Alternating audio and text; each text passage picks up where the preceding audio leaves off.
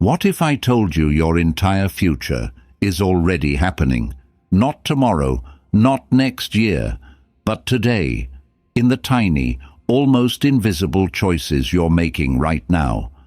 Most people wait for a breakthrough moment, a sign, a miracle, but success doesn't knock on the door with fanfare. It slips in quietly, hidden inside your routine, your discipline, your repetition, the way you wake up, the way you speak to yourself, the way you show up when no one's clapping. That's where greatness is born. It's not about having a perfect plan. It's about having a daily rhythm that aligns with your purpose, because your life doesn't rise to the level of your dreams. It sinks or rises to the level of your habits. And every day you delay, distract, or drift, you're still building something. The question is, are you building the life you want, or the one you'll one day regret? This episode isn't about doing more. It's about doing what matters with intention, clarity, and inner power. We'll explore 12 timeless keys drawn from Stoic wisdom, ancient philosophy, and modern insight to help you reshape your daily routine into a system of growth, strength, and self-mastery. Because success isn't something you chase, it's something you repeat, quietly, patiently, persistently, until one day you become it. 1.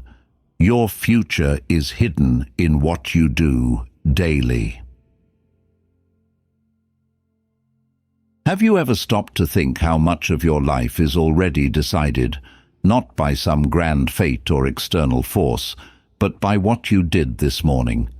It's uncomfortable to admit. We want to believe in dramatic turnarounds, in sudden success stories, in the overnight change that rewrites everything, but the truth is far less cinematic and far more powerful. Your future is being built right now through your small, repeated actions. The ones no one sees, applauds, or even notices. This is the quiet architecture of destiny. It's not shaped in explosive moments, but in ordinary ones. Waking up and choosing to move instead of snooze. Sitting down to work even when you don't feel like it. Saying no to distraction. Saying yes to discipline. These moments are not small.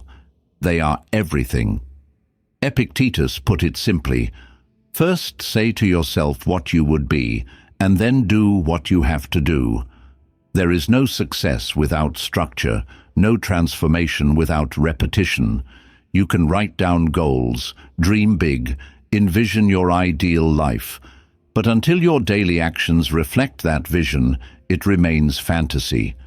Action is the bridge between who you are and who you could be, and that bridge is built one brick at a time, every single day. The hardest part, it doesn't feel magical. There's no instant payoff, no immediate reward, and that's where most people fall off, because they're addicted to quick results, not committed to long-term growth. But the ones who build something real, they fall in love with the process. They learn to respect the quiet power of consistency. They understand that today's effort is tomorrow's character. You might not be able to change everything overnight, but you can change something today. One decision, one habit, 1 hour of focused work instead of mindless scrolling. That's how the future shifts, not in years, but in minutes. The compound effect is relentless. Your small actions stack. Every repetition is a vote for who you're becoming. Every routine is a rehearsal for the life you're building. So ask yourself honestly, what am I rehearsing today? What version of myself am I practicing? Because your body remembers, your brain rewires, your future is watching, and it's being shaped by what you're doing right now. Success is not a mystery. It's a math problem. The answer is found in your calendar, your habits, your focus. And if you want different results, you don't need a new goal. You need a new routine. Your future isn't waiting, it's already happening. In the silence, in the discipline, in the repetition. 2. Win the morning, win the day. How do you begin your day? And more importantly, who are you becoming in that first hour? Before the world interrupts, before your phone lights up, before you step into obligations, there's a window, a sacred moment where your mind is untouched, your body is reset, and your choices are completely your own. What you do with that moment matters more than most people realize, because how you begin is how you continue, and how you continue is how you live. The morning is not just a time of day, it's a declaration. It tells your mind, this is the direction we're headed today. Start in chaos, and your thoughts will scatter. Start in control, and you create a frame that protects your clarity throughout the day. It's not about being perfect, it's about being intentional. Marcus Aurelius, the Stoic emperor who ruled an empire and yet remained a student of self-discipline, wrote, "When you arise in the morning, think of what a privilege it is to be alive, to think, to enjoy, to love." What a radical shift in perspective. Not, what do I have to do today, but what do I get to experience today? Too many people wake up already in defense mode, checking messages, scanning headlines, racing the clock. They hand their attention to the outside world before even giving their inner world a chance to speak. But the Stoic knows, your morning is your anchor. Guard it like your peace depends on it, because it does. Winning the morning doesn't mean grinding at 5 a.m. or doing everything you see in a productivity vlog. It means asking, what do I need to feel strong, focused, grounded, before the world touches me?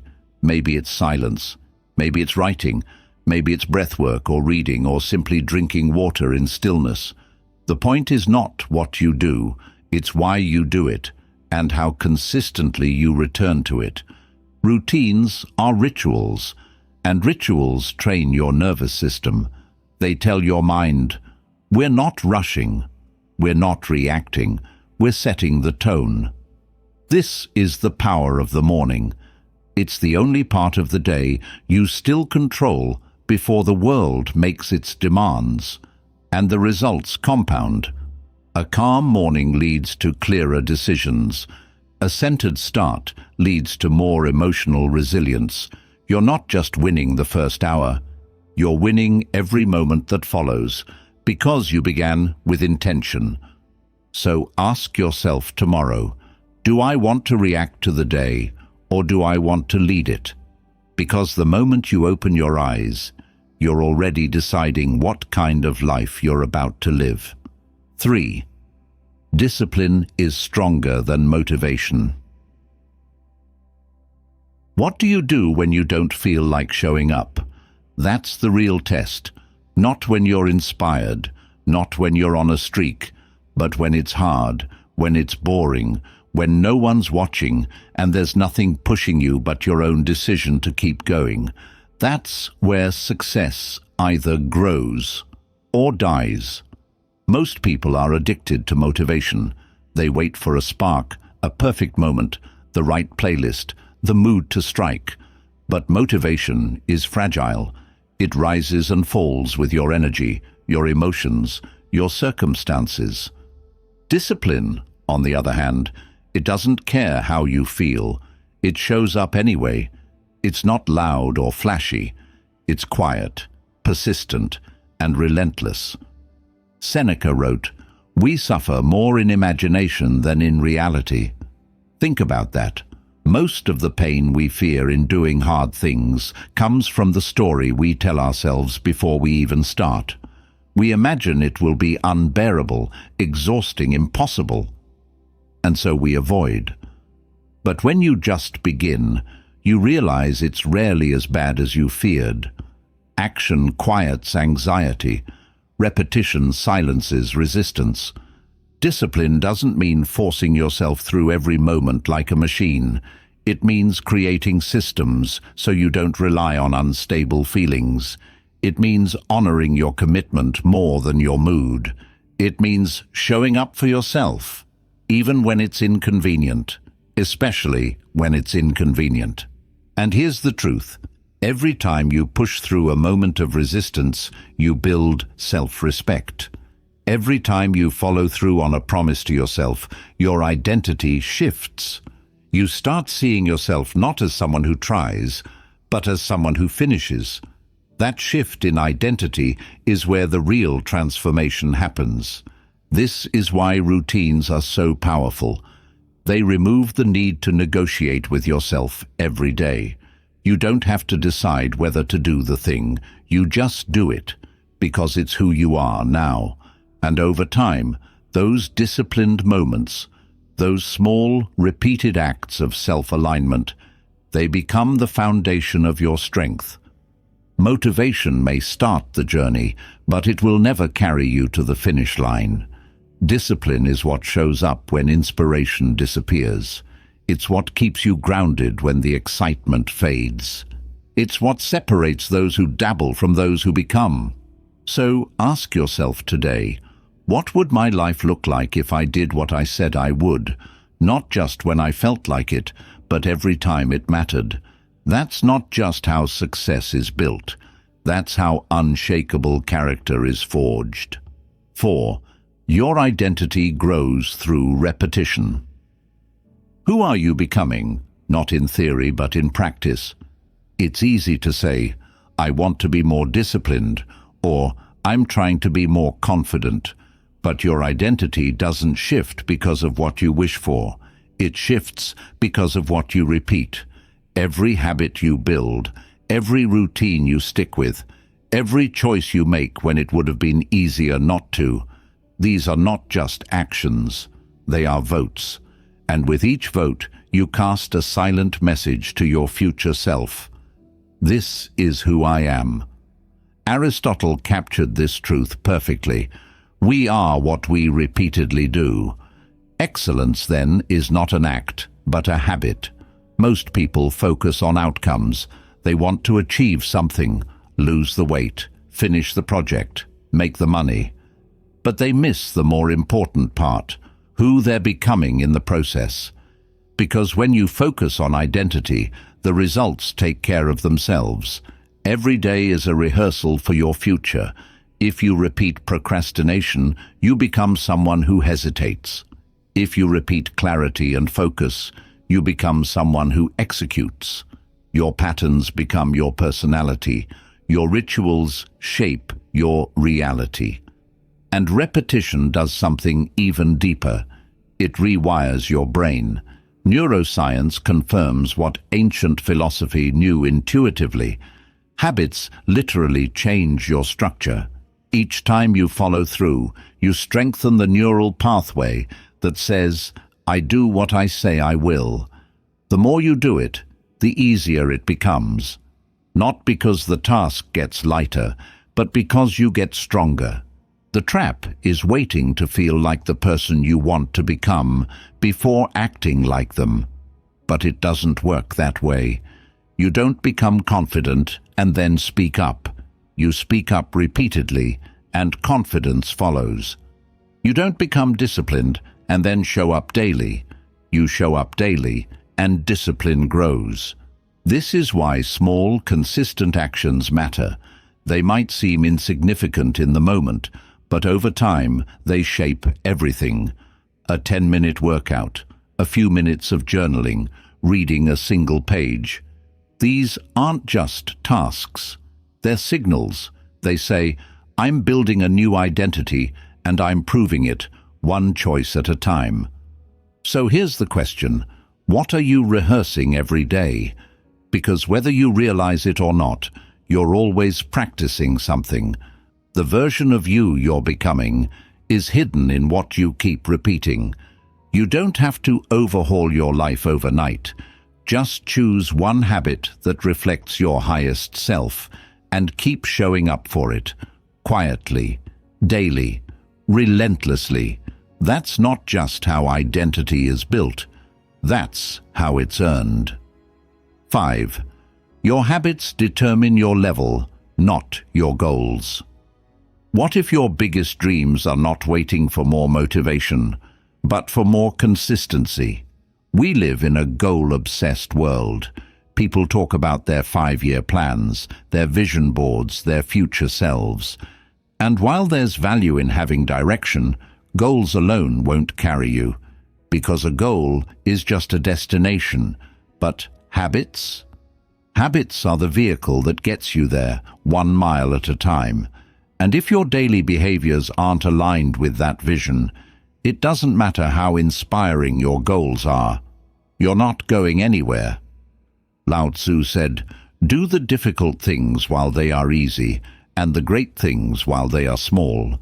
In other words, master the details, the daily, the ordinary.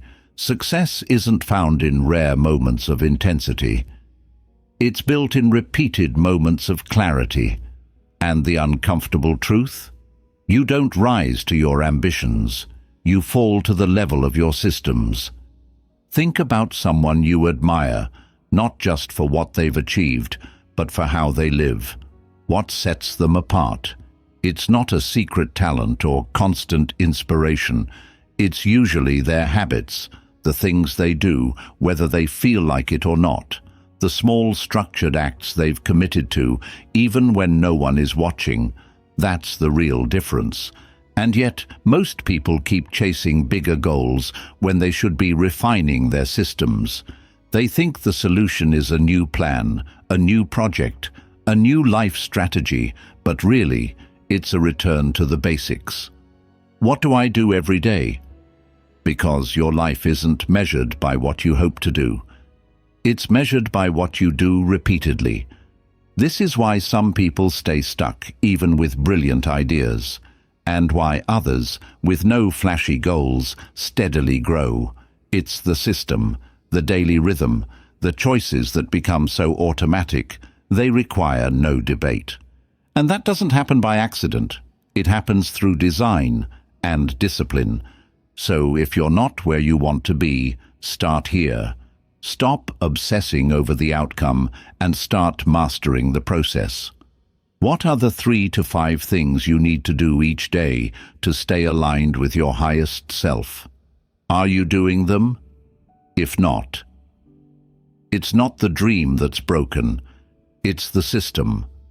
Success is not a finish line, it's a threshold you cross every single day by showing up, staying consistent, and honoring the process over the fantasy. Because your goals may inspire you, but it's your habits that define you. 6.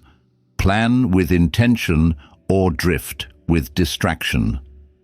Have you ever looked up at the end of a long day and thought, what did I actually accomplish?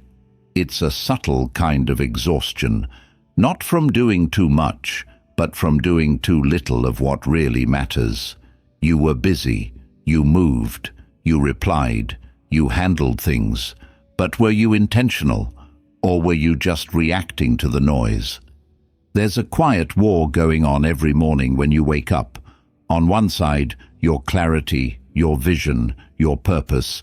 On the other, distraction, urgency, other people's expectations. If you don't choose who you want to be today, the world will decide for you, and it won't choose in your favor.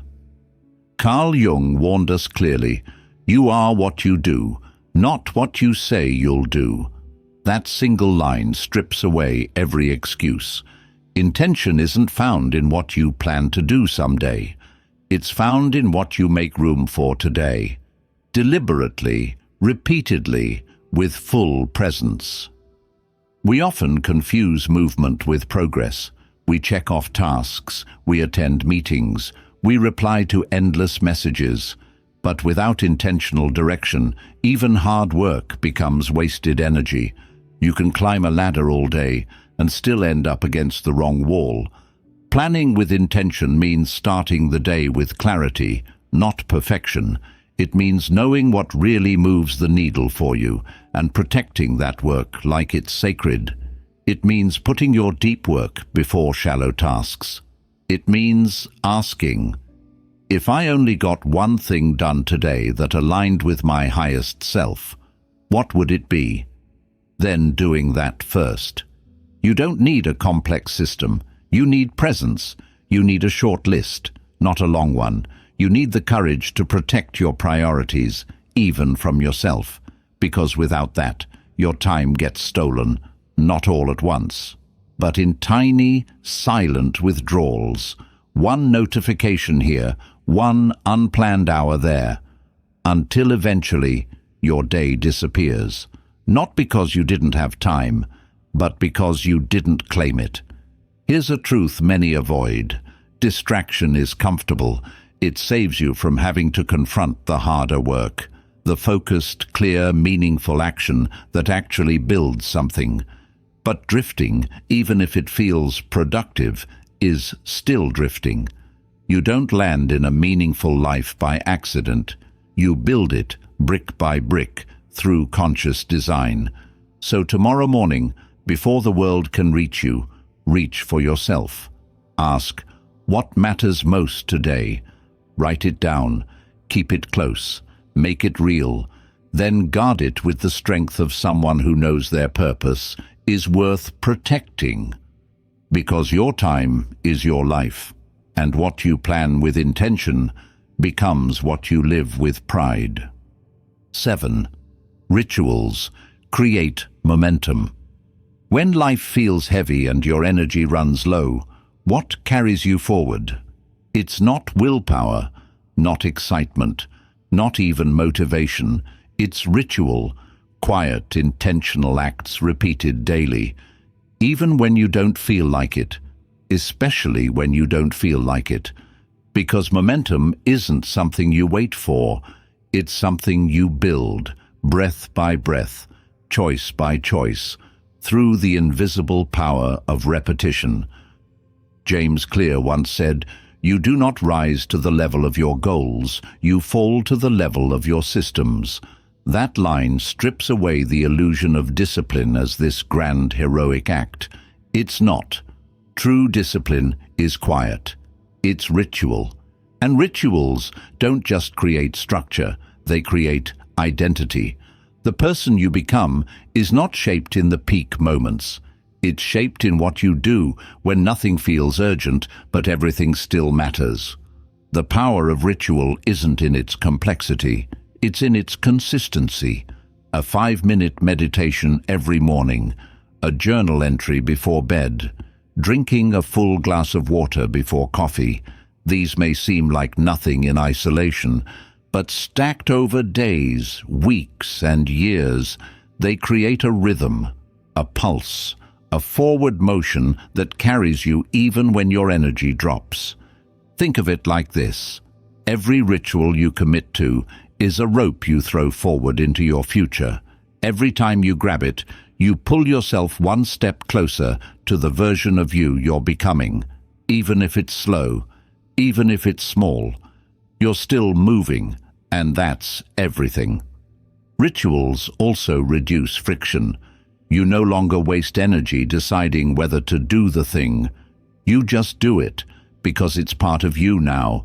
And this is where the magic happens, when action becomes identity. When the morning walk isn't something you force, it's just who you are. When reflecting at night isn't a task, it's a return to center. In a distracted world, ritual is rebellion. It says, I will not be tossed around by moods, notifications, or circumstances. I choose rhythm. I choose focus. I choose self-direction. That kind of power isn't loud, but it is unshakable. And when you stack these rituals, when one small act leads to another, and another, and another, you build momentum, not in a single day, but in layers. You begin to trust yourself again. You begin to look in the mirror and see someone who follows through, not once, but always. So ask yourself, what are the rituals that hold me steady? Not the trendy ones, not the ones others do, but the ones that center you, the ones that ground your mind, sharpen your focus, Restore your power. Start small, but start daily, because once momentum is on your side, you no longer need to push. You begin to glide. 8. Protect what you feed your mind. If your thoughts shape your reality, what kind of world are you building with the things you consume? Most people guard their money, their home, their schedule, but leave their mind completely unprotected. They scroll through chaos first thing in the morning, let headlines shape their mood, absorb opinions they didn't ask for. They drink in negativity without realizing they're poisoning their peace. But here's the truth. Your mind is soil.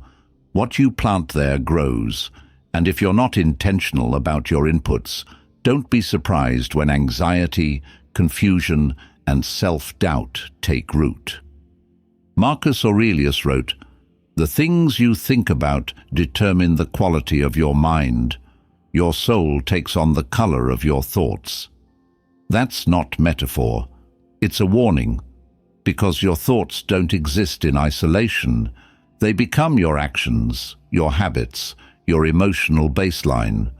What you feed your mind in silence shows up in how you speak, how you show up, how you lead your life.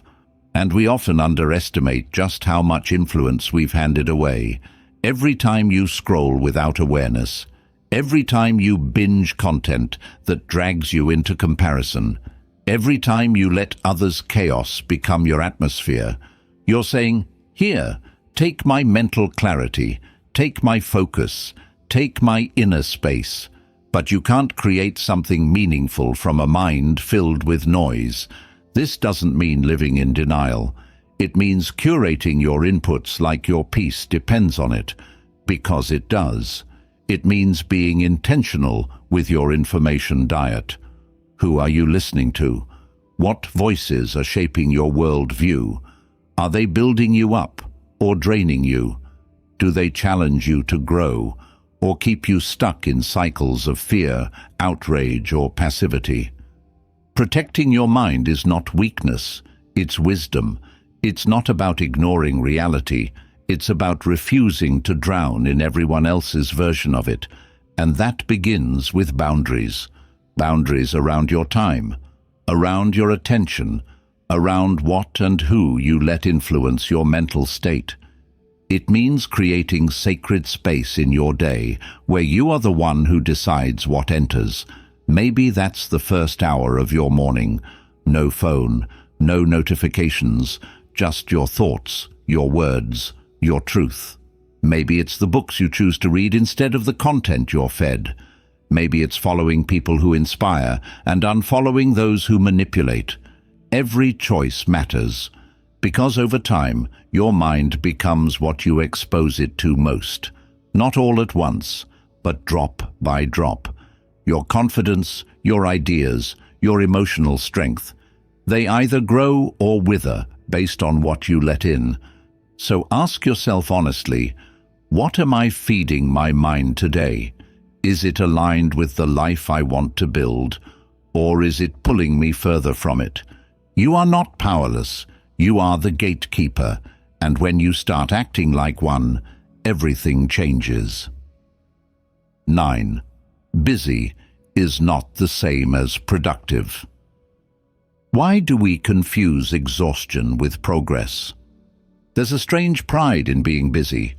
People wear it like a badge, the packed schedule, the constant rushing, the never-ending list of things to do. But being busy is not the same as being effective.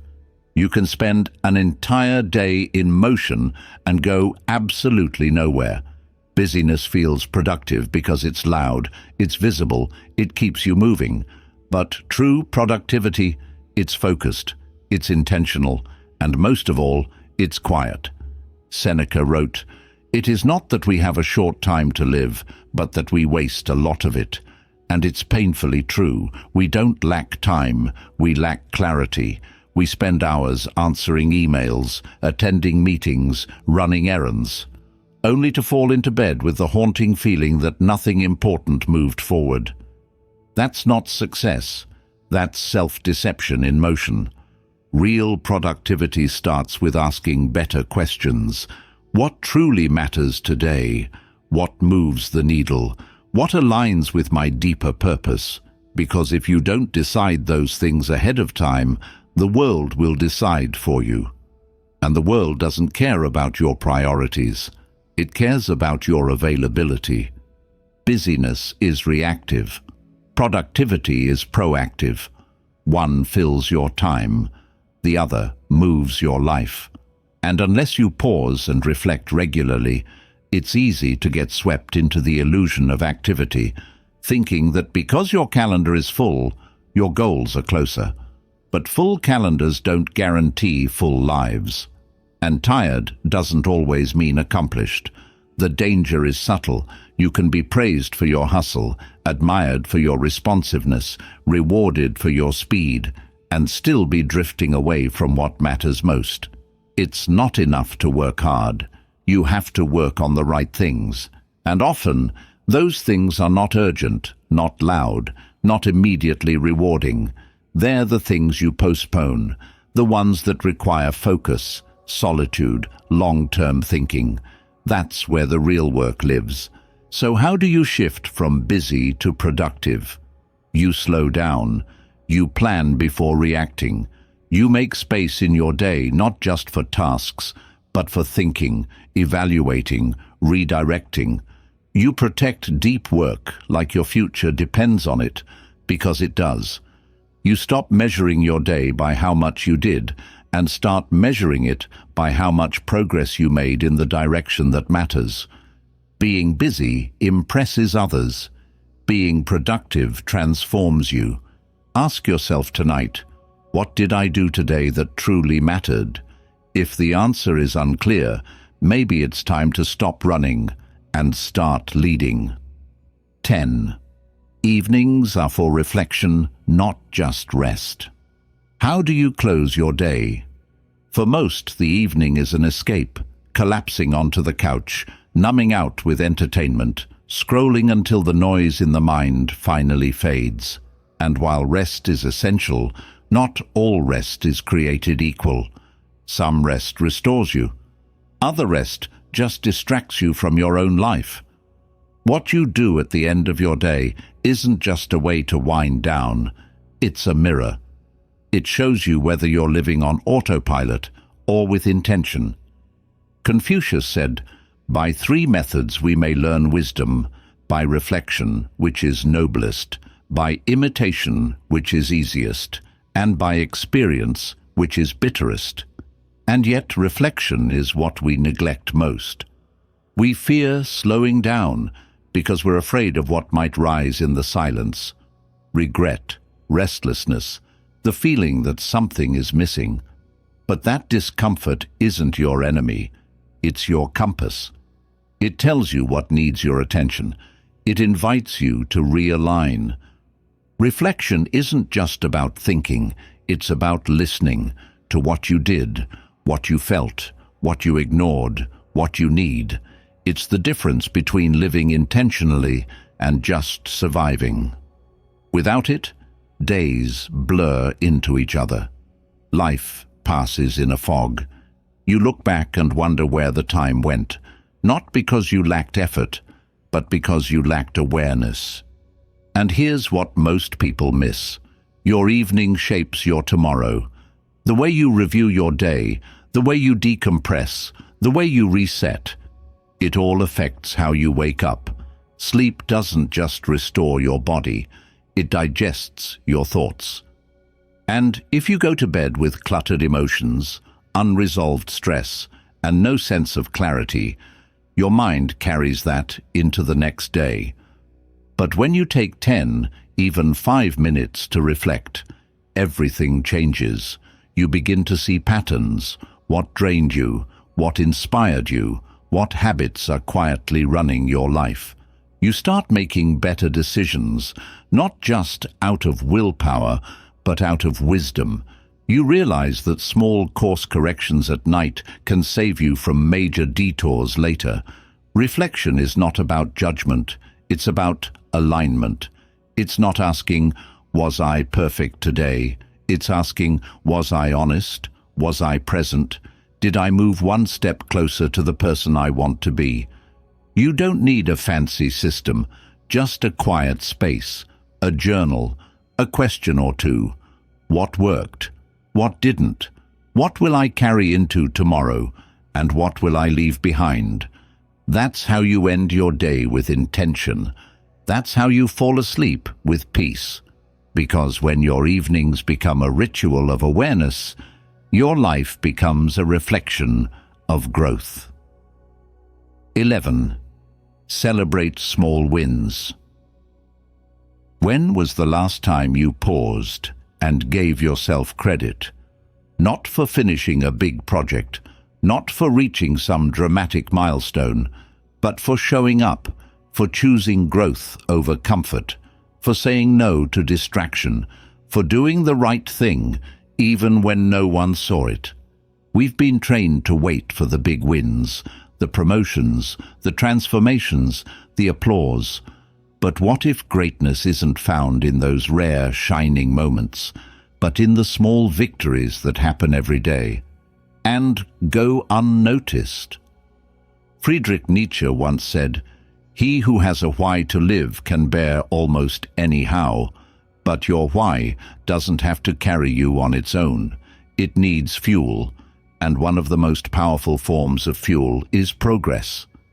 Even if it's just one step, one decision, one silent moment where you did what your future self would be proud of."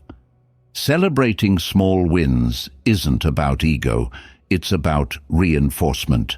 When you recognize your progress, no matter how subtle, you strengthen the neural pathway that says, "This is who I am now." You remind your brain that your efforts matter, that consistency is paying off, even if the results aren't fully visible yet. But here's what happens to most people. They keep raising the bar, they hit a goal, and immediately move the target. They do something hard, and dismiss it as not enough. They forget to pause, to breathe, to say, "I did that," and it counts. Without that pause, momentum fades, because what isn't acknowledged starts to feel meaningless. Celebration doesn't have to be loud. It can be quiet pride, a moment of stillness, a hand on your heart and the thought, "I kept going." That's enough. That's powerful. And over time, those quiet recognitions become a new emotional foundation. You start to believe in your ability to evolve, not because someone told you, but because you've lived it, one win at a time. The truth is, most people don't burn out from doing too much. They burn out from feeling like nothing they do is ever enough. But when you honor the small wins, you protect your fire. You keep it burning. You remember that transformation isn't made of giant leaps. It's made of daily steps, stacked in silence. So tonight, reflect not just on what's missing, but on what's working. What did you do today that you wouldn't have done 6 months ago? What small act of courage, focus, or discipline deserves a quiet nod? Celebrate that. Let it matter. Let it build. Because when you honor every step, success stops feeling distant. It starts feeling personal. 12. Design your days. Shape your life.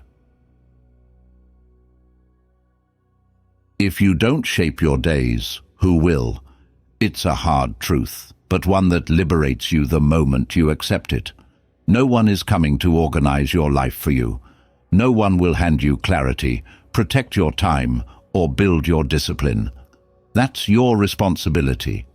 But hidden inside that responsibility is your freedom.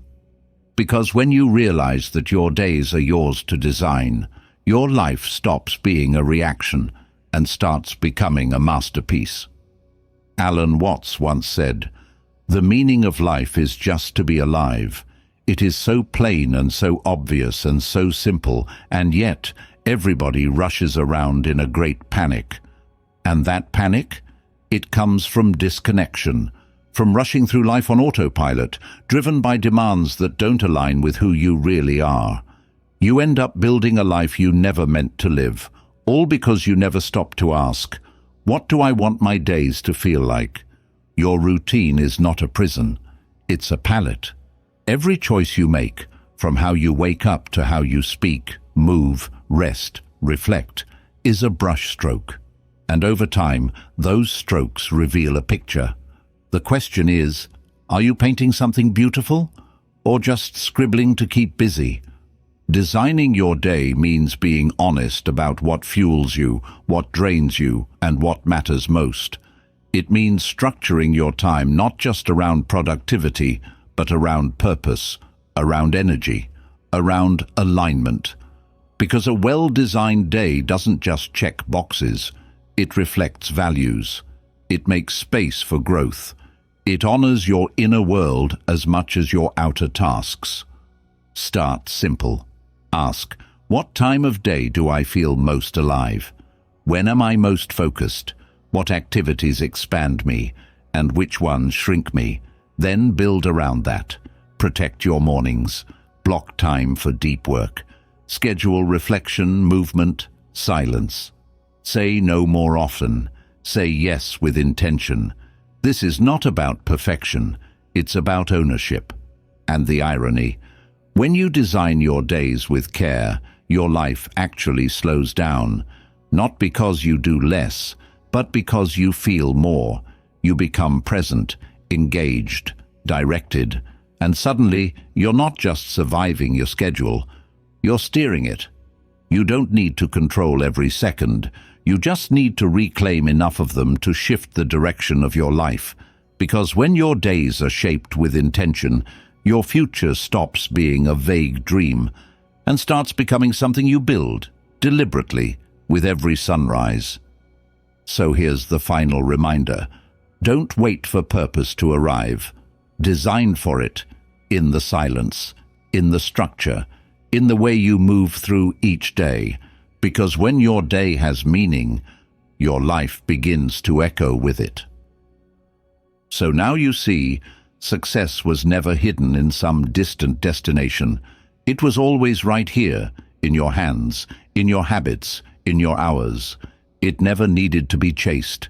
It needed to be lived, not tomorrow, not next year, but today, in the way you rise, the way you speak to yourself, the way you respond when no one's watching. You don't build a life of purpose in grand declarations. You build it in repetition, in systems, in silence, in showing up when it would be easier not to, in choosing direction over distraction, clarity over chaos, discipline over delay. This is not about achieving more. It's about becoming more aligned. And that alignment doesn't shout. It whispers through morning rituals, through intentional actions, through quiet reflections at the end of the day. It's not always exciting, but it's always powerful. Because the truth is, you're not waiting for a new life. You're rehearsing it every single day. The question is, which life are you rehearsing? One built on noise, reaction, and scattered focus, or one built on clarity, rhythm, and quiet self-respect? This episode wasn't about pressure. It was about permission to slow down, to design, to return to what matters. Because once you take ownership of your days, your life starts to answer differently. If today's message resonated with you, let it be more than a moment of insight. Let it be a turning point. Begin today with one small act of presence, of focus, of purpose. Don't wait for the perfect system.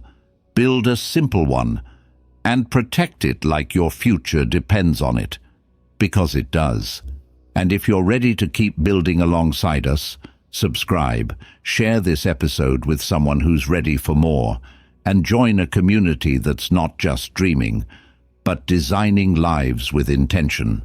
I'll see you in the next episode.